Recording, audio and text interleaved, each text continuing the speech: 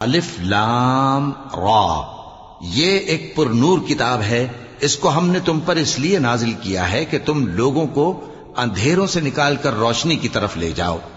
یعنی ان کے پروردگار کے حکم سے عزت والے خوبیوں والے مالک کے راستے کی طرف،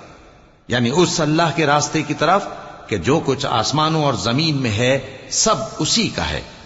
اور ان کافروں کے لیے عذاب شدید کی وجہ سے تباہی اور بربادی مقدر ہے، جو آخرت کے مقابلے میں دنیاوی زندگی کو پسند کرتے اور لوگوں کو اللہ کے راستے سے روکتے اور اس میں کجی چاہتے ہیں۔